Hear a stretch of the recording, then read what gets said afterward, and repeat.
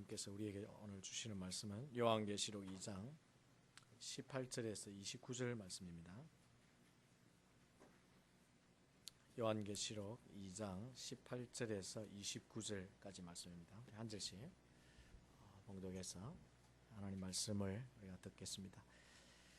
두아디라 교회의 사자에게 편지하라. 그 눈이 불꽃 같고 그 발이 빛난 주석과 같은 하나님의 아들이 이르시되 내가 내 사업과 사랑과 믿음과 섬김과 인내를 아노니 네 나중 행위가 처음 것보다 많도다.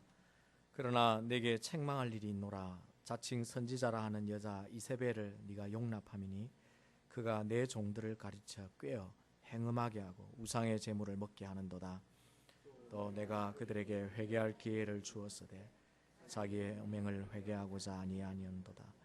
볼지어다 내가 그를 침상에 던질 터이요 또 그와 더불어 간음하는 자들도 만일 그의 행위를 회개치 아니하면 큰 환난 가운데 던지고 또 내가 사망으로 그의 자녀를 죽이리니 모든 교회가 나는 사람의 뜻과 마음을 살피는 자인 줄 알리라. 내가 의 각 사람의 행위대로 갚아 주리라. 두아디라에 남아있어 이 교훈을 받지 아니하고 소위 사탄의 깊은 것을 알지 못하는 너희에게 말하노니 다른 짐으로 너희에게 지울 것은 없노라. 다만 너희에게 있는 것을 내가 올 때까지 굳게 잡으라. 이기는 자와 끝까지 내 일을 지키는 그에게 만국을 다스리는 권세를 주리니 그가 철장을 가지고 그들을 다스려 질그릇 깨트리는 것과 같이 하리라. 나도 내 아버지께 받은 것이 그러하니라. 내가 또 그에게 새벽별을 주리라. 귀 있는 자는 성령이 교회들에게 하시는 말씀을 들을지어다. 아멘. 여러분 찬양. 할렐루야. 하나님은 우리 가운데 임재해 계십니다. 그리고 하나님께서 자기를 나타내 보이십니다. 그 하나님을 우리 각자가 만나야 합니다. 이 자리에 있지만 만날 수도 있고 하나님의 임재를 전혀 체험하지 못할 수도 있습니다. 우리가 찬양 가운데 임하시는 그 영광스러운 하나님, 우리의 기도를 들으시고 응답하시는 그 하나님, 또 말씀을 통해 하나님이 우리에게 음성으로 들려주시는 그 하나님을 여러분이 예배를 통해서 꼭 만나시기를 주의 이름으로 축원합니다. 하나님께서 우리를 사랑하시기 때문에 여러분을 다 부르셨고, 그리고 이 예배를 통해서 새 힘을 얻고 하나님이 원하시는 것이 무엇인지 준비되어서 이 땅을 승리하고 살기를 하나님이 간절히 원하시는 것입니다. 그래서 이 예배를 통해 여러분이 영적으로 승리하시고 하나님의 말씀의 능력을 붙들고 세상으로 다시 가는 그런 복된 예배 시간 되기를 주의 이름으로 축원합니다. 우리가 사는 세상에는 모든 것이 평가가 있습니다. 요즘은 옐프라는 사이트가 있어가지고 자신이 받은 서비스까지도 다 평가에 올려서 고객들의 평가를 통해 끊임없이 모든 것이 이렇게 판단되어 지고 있는 시대에 살고 있습니다. 우리 자신뿐만 아니라 우리의 모든 것들이 공적으로 사적으로 그렇게 평가를 받는 것이죠. 하나님 나라는 어떨까요? 하나님 나라에는 아무런 평가가 없을까요? 아닙니다. 하나님 나라에도 평가가 있습니다. 우리 주님께서 오늘 본문에 있는 것처럼 불꽃 같은 눈으로 각 사람을 살피시고 각 성도들을 평가하고 계시고 하나님이 세우신 지상의 각 교회들을 지금도 평가하고 계신다. 그렇게 말씀합니다. 물론 이 땅의 평가와 하늘나라의 평가는 분명히 본질적으로 차이점이 있습니다. 제가 좀 생각을 해보니까 최소한 두 가지는 차이가 있어요. 하나는 이 땅의 평가는 다 비교를 위한 평가입니다. 어느 게 더 나으냐, 더 좋으냐, 더 크냐, 잘났냐, 다 비교를 위한 평가지만 성경을 들여다보면 하나님의 평가는 절대적인 평가입니다. 하나님이 두 사람을 비교해서 너가 좀 잘했으니 내가 너는 받아들이겠다, 그렇게 하지 않습니다. 하나님의 절대적인 기준 속에 각 사람을 평가하시고 거기에 이르지 못하면 한 사람도 이르지 못하면 하나님이 한 사람도 받지 않을 것입니다. 그것이 세상의 평가와 이 땅의 평가와 다른 것입니다. 또 하나는 바울의 표현에 의하면 사람의 평가는 온전하지 못하다고 그랬어요. 그러나 모든 걸 정확하게 판단하시고 말씀하실 하나님의 평가만이 바르고 참되고 온전하다고 그렇게 말씀하고 있습니다. 그러니까 우리가 때때로 이 땅에서 사람의 평가와 주님의 평가가 다를 수가 있습니다. 아니, 많은 경우에 많이 다릅니다. 그런 걸 생각하면 우리가 주님이 평가하시는 걸 쫓아 살아가야 될까요? 사람이 평가하는 걸 따라서 살아가야 될까요? 당연히 사람을 따라 사람이 평가하는 것을 쫓아 살아가면 나중에 큰 위기를 맞게 됩니다. 왜냐하면 주님이 나를 평가하시는 것이 다를 수 있기 때문이죠. 오늘 본문에 보니까 주님께서 우리 모든 사람을 살피시고 다 아신다고 말씀해요. 23절을 보시면 나는 사람의 뜻과 마음을 살피는 자인 줄 알리라. 내가 너희 각 사람의 행위를 갚아주리라.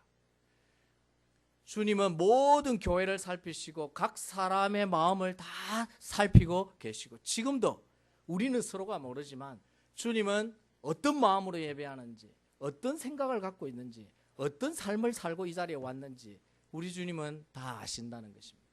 참 이런 걸 생각하면 주님 앞에 겸손할 수밖에 없어요. 주님 앞에 두려워한 마음으로 나아갈 수밖에 없습니다. 주님이 나를 어떻게 평가하실지 정말 겸허한 마음으로 주님 앞에 나아가야 하는 것입니다. 그리고 우리가 주님이 나를 평가하실 때 세상의 평가가 어떠하든지 관계없이 주님이 나를 옳게 평가하시고, 주님이 나를 좋게 평가하시고, 주님이 나를 기쁘게 여기시면 그것으로 충분한 것입니다. 그리고 그 평가를 추구하며 살아야 하는 것입니다. 바라기는 여러분 모두가 주님이 평가하실 때 좋은 합격점 평가, 주님이 기쁘게 칭찬하시는 그 평가를 받는 복된 성도들이 되시기를 주의 이름으로 축원합니다. 두아디라 이 도시는요, 소개되어 있는 소아시아 7교회 도시 중에 가장 작은 도시입니다. 지금도 현재도 인구가 6만 정도밖에 살지 않는 작은 도시라고 그래요. 그래서 그 작은 도시에 이 두아디라 교회도 지극히 작은 교회로서 어떻게 보면 소아시아 교회 중에 가장 보잘것없는 작은 교회였습니다. 그런데 성경을 보면 이 교회를 향해서 하나님이 말씀하신 분량으로 보면 제일 많아요. 아마 하나님이 주님이 말씀하고 싶은 것이 많았던가 봅니다.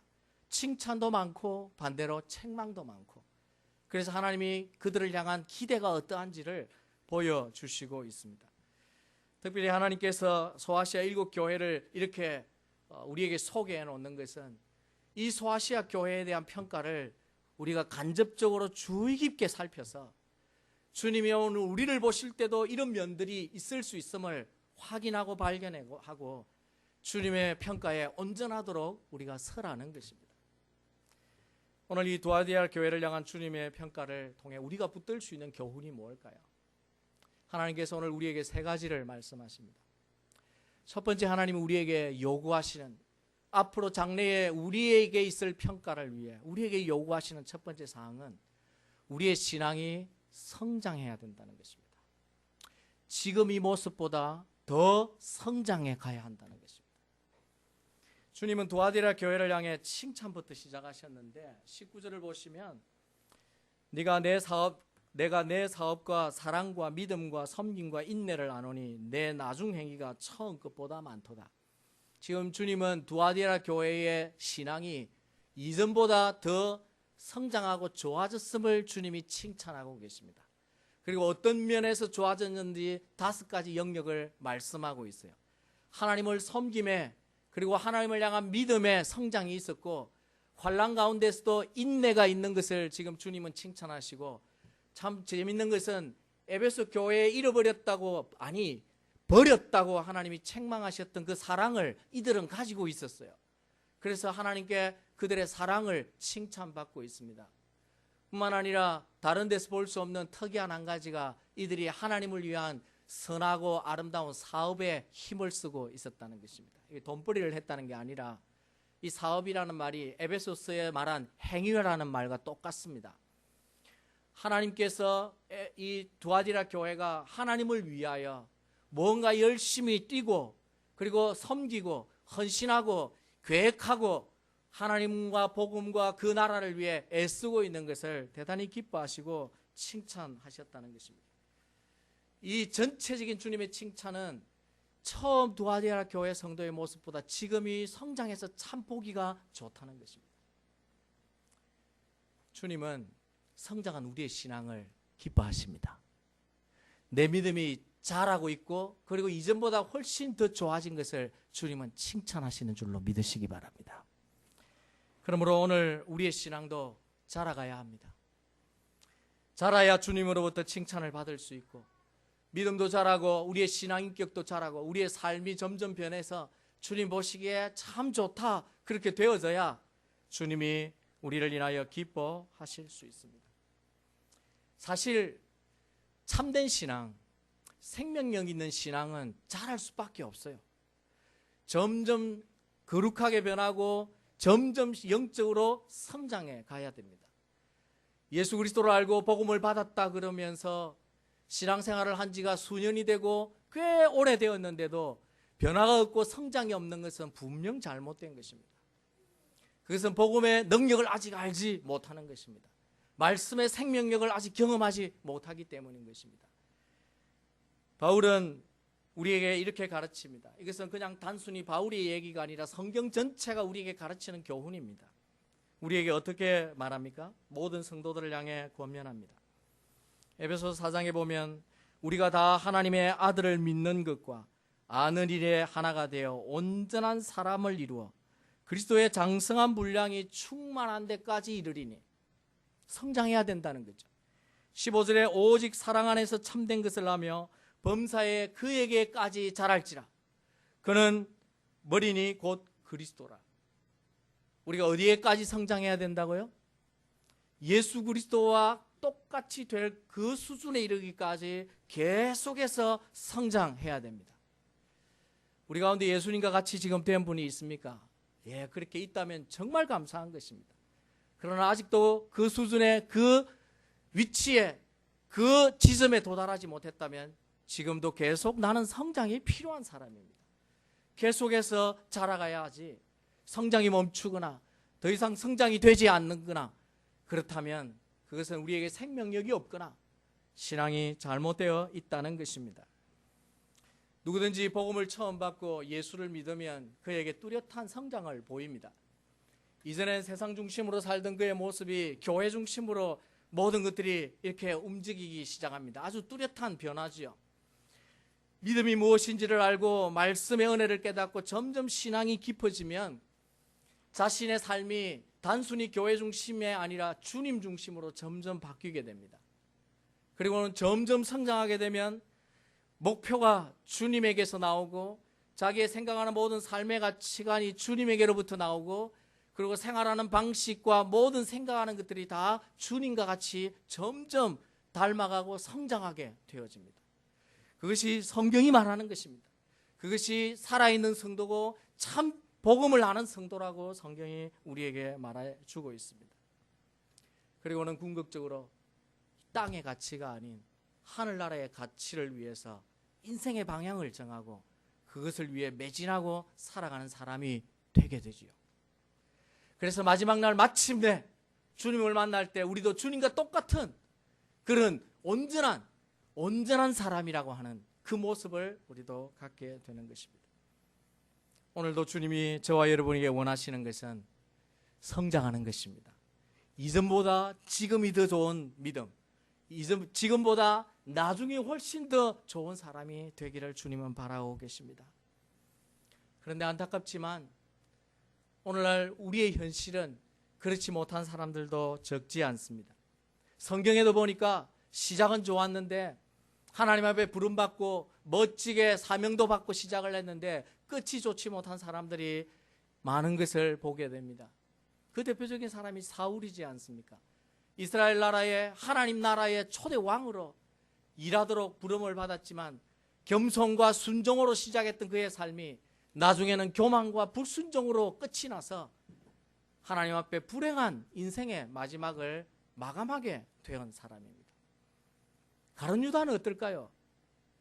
생각해 보면 볼수록 가룟 유다는 아쉬워요. 예수님의 처음 12제자로 부름받고 주님이 그들을 사도라 칭하시고 그렇게 불렀는데 3년 제자 훈련 동안 말씀도 듣고 주님의 이적도 체험했지만 한 번도 자기가 마음을 열고 믿음을 바르게 붙잡은 적이 없어요. 그러니까 결국 그가 세상에 눈을 돌리게 되고 사단이 자기에게 들어와서 역사하는데도 깨닫지 못해서 사단의 도구가 되고 인생의 끝을 주님에게서 떠난 모습으로 마치게 되어졌습니다. 데마도 바울을 따라서 복음을 위해 헌신하겠다고 생명을 걸고 수고하겠다고 시작을 했지만 그 힘든 복음 사역을 결국은 포기하고 세상이 좋아서 돈을 사랑해서 결국 세상으로 가버린 인물로 성경에 기록되어 있는 것입니다. 그래서 주님이 오늘도 우리에게 이런 말씀하십니다. 왜 성경에 이런 예들을 기록해 놓을까? 그것은 오늘 우리에게도 이 사람들을 보면서 반면교사로 삼으라는 것입니다. 그러면서 주님께서 이런 말씀을 하십니다. 먼저 된 자로서 나중되고 나중된 자로서 먼저 될 자가 많으니라 그렇게 말씀하셔요. 여러분 많다는 말에 저는 좀 슬퍼집니다. 물론 뒤를 보면은 괜찮아요. 나중된 자가 먼저 될 사람도 많으니까. 그런데 먼저 된 사람이 나중된 사람이 많다는 것에 참 마음이 아픕니다. 그것이 주님의 염려였습니다. 마지막 날 내가 올 때 정말 믿음의 사람을 얼마나 보겠느냐. 그것이 주님의 염려였어요. 오늘 우리는 그런 시대에 사실은 걸려 살고 있습니다. 그렇기 때문에 내 믿음이, 내 신앙이 처음보다 나중에 좋은 신앙이 되지 않으면 우리가 하나님 앞에 칭찬으로 시작했을지라도 책망으로 끝날 수밖에 없는 인생이 되는 것입니다. 그래서 주님이 지금 우리에게 원하는 게 뭘까요? 신앙이 자라야 한다는 것입니다. 이 말씀을 통해서 여러분의 신앙이, 우리 자신들의 신앙이 계속해서 성장해 가는지를 보라는 것입니다. 사랑하는 성도 여러분, 여러분의 신앙은 어떻습니까? 지금의 상태가 계속 성장하고 있습니까? 주님이 보실 때 이전보다 낫다 그렇게 말씀하실 수 있는지요? 우리의 신앙이 이 땅에서는 조금씩 업앤다운 할 수 있습니다. 그러나 여러분이 염두에 두고 기억해야 될 것은 주님 앞에 마지막 날 설 때에 그때의 신앙의 모습은 지금보다 이전보다 정말 좋은 모습으로 서지 않으면 안 된다는 것을 여러분이 기억하셔야 됩니다. 지금 계속 자라야 합니다.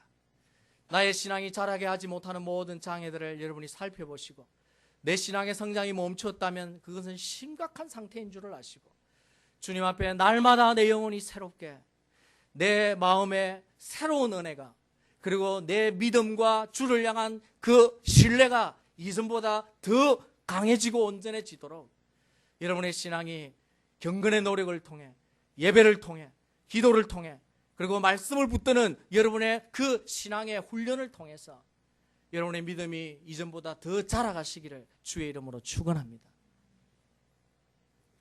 주님이 원하시는 게 또 뭘까요? 두아디라 교회를 향한 칭찬을 통해서 볼 때 우리의 신앙 성장은 자라야 되는구나 하는 것을 깨달을 수 있지만 이 교회를 향한 책망을 보면 다른 교훈을 또 한 가지 깨닫습니다. 그것은 바로 우리의 삶이 믿음과 일치해야 한다는 것입니다. 두아디라 교회 성도들은 주님께 좋은 칭찬을 많이 받았습니다. 사실 7교회 어떤 교회 칭찬보다도 칭찬이 폭넓고 많았습니다. 그런데 모두가 다 그랬던 것은 아니지만 문제가 그들의 칭찬을 다 무너뜨릴 만큼 책망도 있었다는 것입니다. 그들의 신앙에 문제가 있었다는 거예요. 그 내용은 20절에 있습니다. 내게 책망할 일이 있노라. 자칭 선지자라 하는 이세벨을 네가 용납함이니 그가 내 종들을 가르쳐 깨어 행음하게 하고 우상의 제물을 먹게 하고 있다. 그러면서 교회를 향해 책망하십니다. 이 교회 안에 스스로 선지자라는 이세벨이라고 이름 지은 여자가 있었습니다. 이 여인 때문에 적지 않은 사람들이 하나님 앞에 좋은 믿음을 가졌었는데 믿음을 자꾸 잃어버리고 믿음에서 떠나기 시작하는 일들이 생겨났습니다. 그럼에도 주님이 지금 책망하시는 것은 그런 자들을 책망하시기도 하지만 그런 이세벨과 그 무리들을 교회가 아무것도 하지 않고 용납하고 있다는 것을 책망하는 것입니다. 그대로 두다가는 교회 전체가 망한다는 것입니다.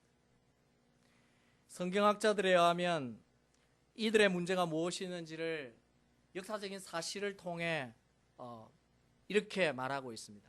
이 두아디라 지역은요, 그러니까 옷을 물감 들이는 기술이 발달해서 한국말 표현도 잘 안 되네요. 영어도 못하고 한국말도 못하고. 하여튼 옷감 장사를 통해서 돈을 많이 버는 그런 곳입니다. 여러분 기억하시겠지만 사도행전에 빌립보 지역에서 바울을 통해 복음을 받은 루디아라고 하는 여인이 바로 이 두아디라 출신입니다. 그래서 두아디라에서 물감을 들인 옷색, 자주색 옷감을 빌립보에 가지고 와서 이렇게 무역을 통해 상업을 하는 그런 사람이었습니다. 그러다 보니까 자연히 이 지역에 경제적인 어려움이 없이 발달했어요. 그리고 특별히 이 지역에는 한국의 개와 같은 또 조합과 같은 개 조직이 있어가지고 그게 길드라고 하는 것이 있어서 서로 상부상조하는 이런 협동조합이 있었습니다. 그런데 문제는 뭐냐면 이 길드 조직이 우상 숭배하고 긴밀하게 관련이 있었다는 거예요. 그래서 길드 조직에서 나온 수익 중에 일부를 우상에게 바치고 그리고 한 차례씩 정기적으로 잔치를 베풀면서 조합에 있는 사람들을 모아서 술을 마시고 그리고 음행하게 하고 이 신전에 있는 여사제들과 함께 음행을 행하면서 죄를 범하게 만드는 그런 아주 세속적인 단체였습니다. 그런데 이 이세벨이라고 하는 여인이 자신이 스스로 믿음이 좋다고 교회 안에 있으면서 사람들을 꿰어서 야, 세상에 살려면 어쩔 수 없잖아. 이렇게 하지 않으면 어떻게 돈을 벌고 어떻게 우리가 이 땅에 살아갈 수 있니? 그러면서 이중적인 생활을 지속하도록 계속 유혹했다는 것입니다. 사실 이 두아데라 교회 성도들은 이런 어려움이 있었습니다.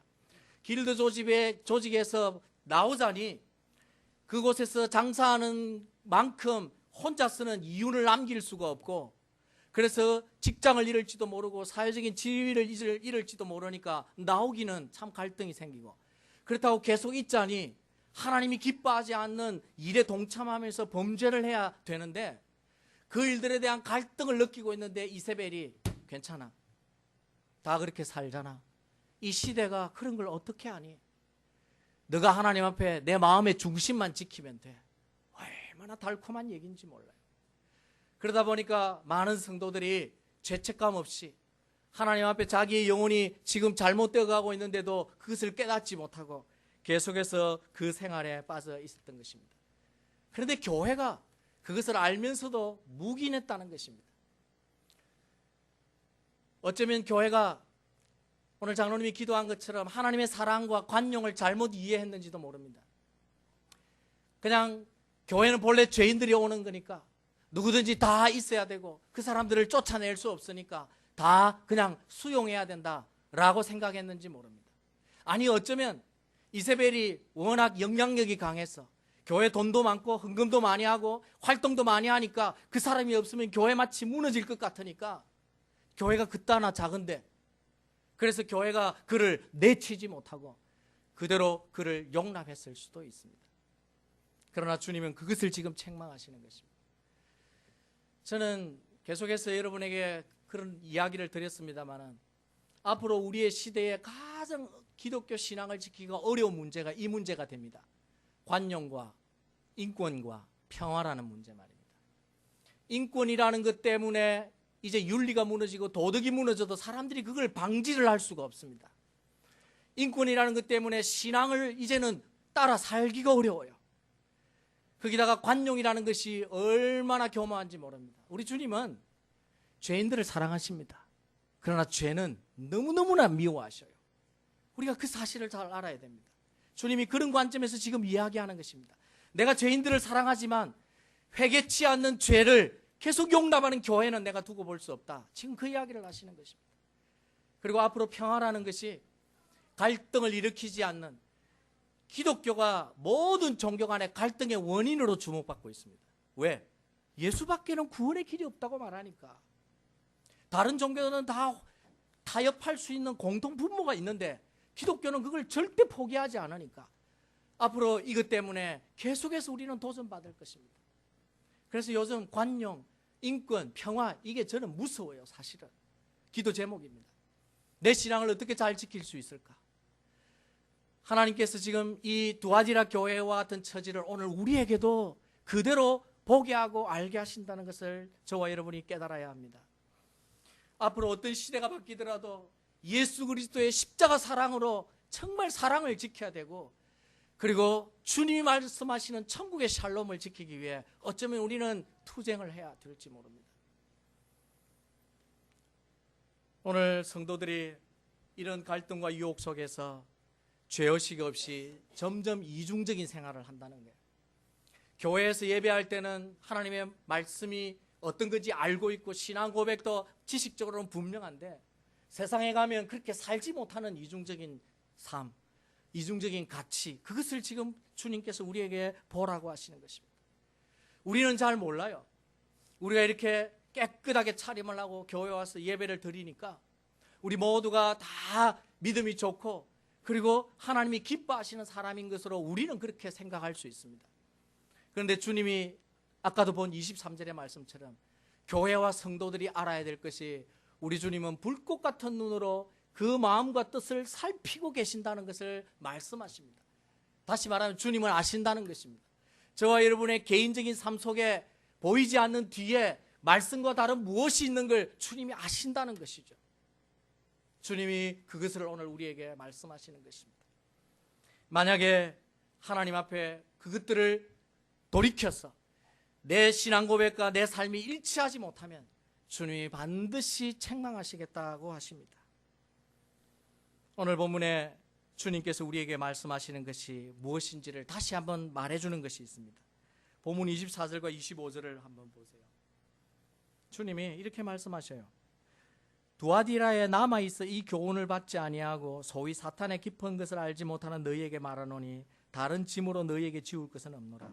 다만 너희에게 있는 것을 내가 올 때까지 굳게 붙잡으라. 이게 무슨 말이냐면요, 두아디라 교회 성도들 가운데 이세벨의 영향을 받아서 하나씩 자꾸 믿음과 다르게 살아가는, 이중적으로 살아가는 삶이 많아지고 있는 가운데도 그렇게 하지 않는 소수의 남은 자가 있다는 것입니다.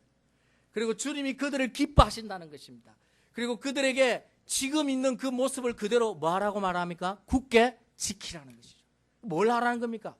앞서 받은 믿음의 칭찬과 같이 삶도 일치가 되도록 그 소수의 사람들처럼 계속해서 지켜 나가야 한다고 주님이 우리에게 말씀합니다. 오늘 우리도 내가 고백하는 이 신앙과 내 삶이 같아야 될 줄로 믿습니다. 물론 누구 하나도 주님 앞에 100% 하나님 내가 일치합니다, 자신할 수 있는 사람은 없다고 생각해요. 그러나 적어도 일치가 되기 위해서 주님을 향해 간절하게 열망하고 믿음의 선한 싸움을 싸우는 모습이 우리 가운데 있어야 합니다. 매일매일 아닌 것들을 발견할 때마다 신앙으로, 믿음으로 그것과 싸워서 이기는 모습이 우리에게 있기를 주님이 원하시는 것입니다. 그래서 굳게 붙들라는 거죠.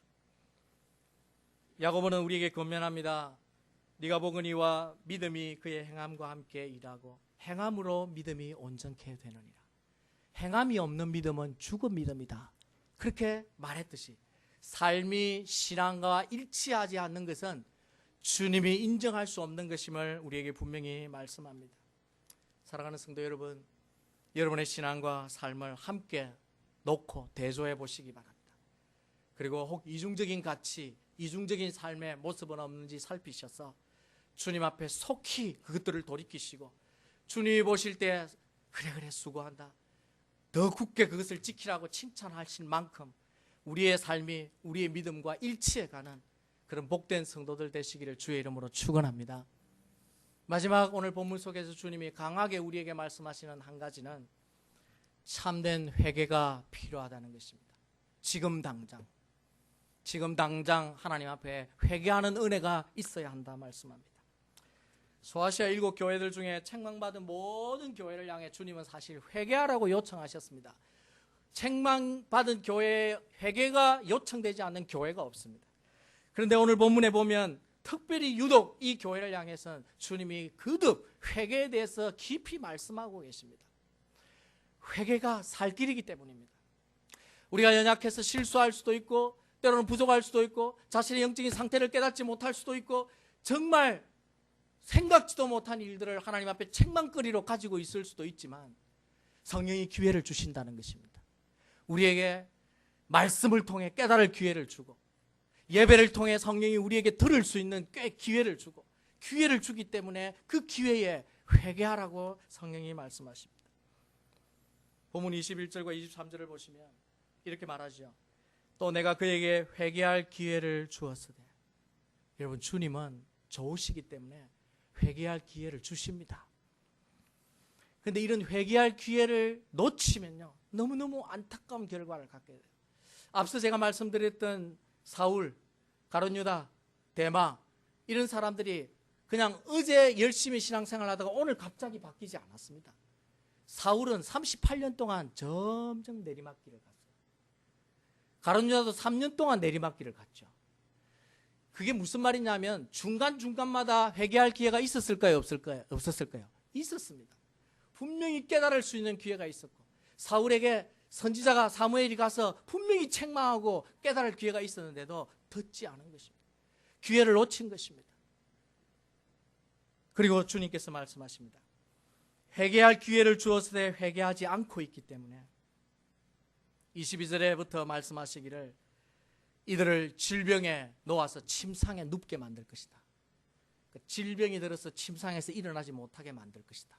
거의 죽은 상태가 되게 하겠다는 거죠. 환란이 그들에게 찾아올 것이고 심지어 그들의 자녀들에게 화가 미칠 것이다. 이 말은 그들의 자녀들이 부모의 죄 때문에 죽게 된다는 것입니다. 그럴 수 있습니까? 성경에 보면 그럴 수가 있어요. 그러므로 주님께서 반드시 행한 대로 갚을 것이기 때문에 지금 회개하고 돌아오라 그렇게 이들에게 요청하고 계십니다. 여러분, 우리는 아직 기회가 있습니다. 하나님 앞에서 우리가 돌아갈 기회가 있고 회개할 기회가 있고 내 신앙 성장이 이루어지지 않고 있다면 지금 깨닫고 회개해서 다시 성장할 기회가 있는 것입니다. 하나님 앞에 이런 회개의 은혜를 체험해야 합니다. 그러지 않으면 마지막 날 주님께서 우리가 행한 대로 반드시 갚으실 것이라고 말씀하기 때문에 여러분의 영적인 성장을 살펴보십시오. 만약에 내가 언제부턴가 내게 은혜가 사라지고 내가 더 이상 믿음이 자라지 않고 있다 그러면 하나님 앞에 나아가서 기도하시고 회개하시기 바랍니다. 가로막고 있는 것들을 제거하시고 하나님께 더 나아가시기 바랍니다. 만약에 여러분의 삶 속에 오늘 말씀하시는 것처럼 이중적인 가치와 삶이 있다면 오늘 이것이 여러분에게 하나님이 주시는 또 한 번의 회개의 기회입니다. 이 주간에 하나님 앞에 여러분이 살펴보시기 바랍니다. 제가 요즘 하나님께서 계속 하시는 말씀 가운데 자신도 모르게 하나님의 마음을 아프게 하고 주님의 마음을 아프게 하는 일들이 많다. 그 이야기를 계속하고 계셔요. 근데 본인이 깨닫지 못해요. 정말 하나님 앞에서 겸손하게 엎드려서 자기를 살피지 않으면 그게 죄인 줄을 깨닫지 못한다는 것입니다. 여러분, 그런 두려운 일이 제게도 여러분에게도 없기를 바랍니다. 하나님 앞에 자기를 살펴서 주님이 기회를 주실 때에 회개하는 은혜를 체험해야 합니다. 회개만이 살 길이라고 주님이 우리에게 말씀하십니다. 주님이 과거 소아시아 교회든 오늘 우리를 향해서든 칭찬하시고 책망하시는 목적은 딱 한 가지입니다. 그 목적이 뭘까요? 믿음의 승리자가 되는 것입니다. 칭찬을 해서 기분이 좋고 책망을 들으면 불쾌하지만 두 가지 목적은 똑같은 거예요. 너 지금 잘하고 있다. 주님이 그렇게 하실 수도 있고 지금 너 보니까 책망 들어야 된다. 목적이 뭘까요?